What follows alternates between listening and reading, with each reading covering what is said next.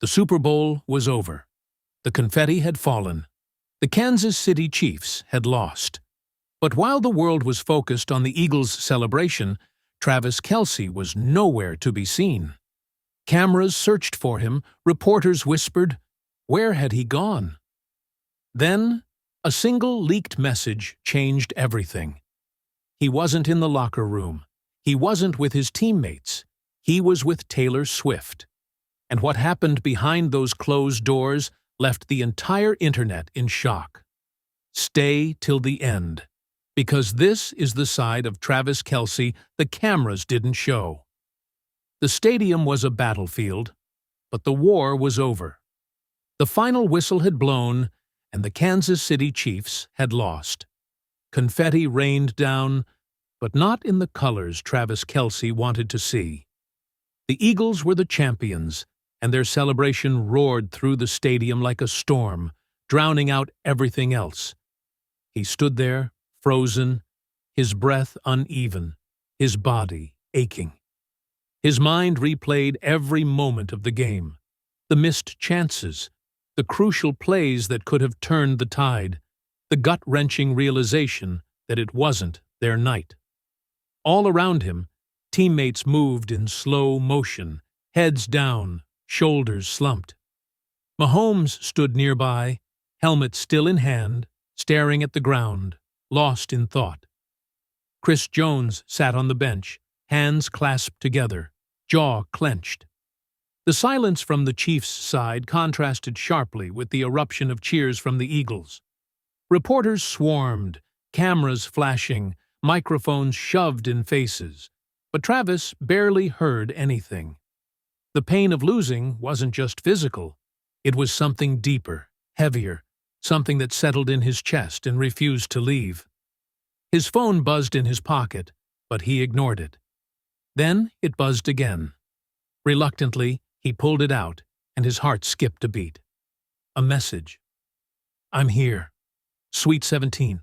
Just come. Taylor. His grip tightened around his phone as a lump formed in his throat. He should have felt relief. He should have felt warmth at the thought of her waiting for him. But right now, all he felt was doubt. Not in her. Never in her. But in himself. In what he had to offer in this moment. He had walked into this game as a leader, a champion, a man who had carried the weight of expectations on his shoulders. And now, he felt like none of those things. He exhaled sharply, shoving his phone back in his pocket. He needed a minute.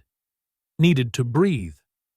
The locker room was heavy with silence, broken only by the occasional sigh or shuffle of feet. Some players sat with towels over their heads. Others stared blankly at their lockers. The air smelled of sweat and exhaustion. The fluorescent lights casting harsh shadows on faces full of disappointment. Travis peeled off his jersey, running a hand through his damp hair. He could hear the faint hum of reporters outside, waiting for sound bites, for reactions. He wasn't ready to give them one. A deep breath. Then another. His mind went back to the message. Taylor was here. Without saying a word, he grabbed his jacket and left the locker room, ignoring the cameras, the murmurs, the flashes of light. The hallways were quiet, a stark contrast to the chaos outside. His footsteps echoed as he walked, his heart pounding in his ears. And then he reached the suite. The door was slightly ajar. He hesitated for half a second before pushing it open. And there she was. Taylor stood by the window, wrapped in his Chiefs hoodie, arms crossed, her eyes filled with something he couldn't quite place. Concern? Love? Understanding? Maybe all of it at once. She looked at him, really looked at him, like she saw everything. The disappointment, the frustration, the exhaustion. And without a word, she closed the space between them. Her arms wrapped around him, and just like that, the walls he had been holding up all night crumbled. He buried his face in her shoulder, his arms tightening around her waist. The world outside disappeared. No reporters, no cameras, no expectations. Just them. "I'm so proud of you," she whispered.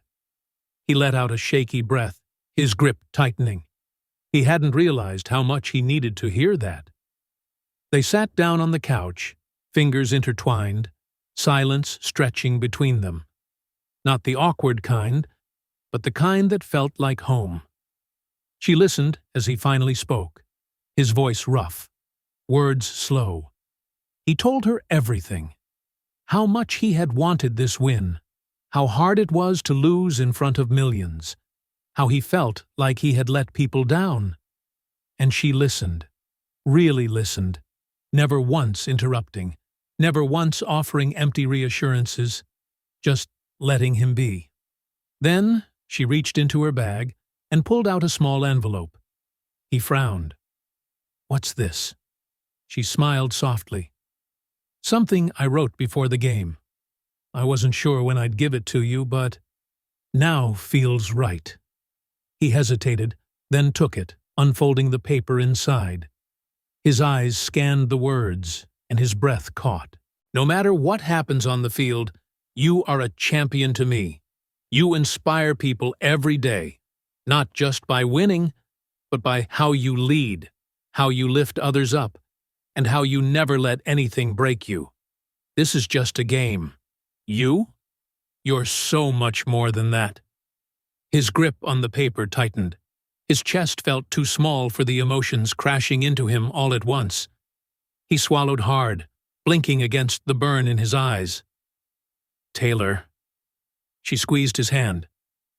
"You have nothing to prove to anyone. Not to me. Not to them." For the first time that night, something inside him eased. He leaned forward, pressing a kiss to her forehead, lingering there for a second longer than usual.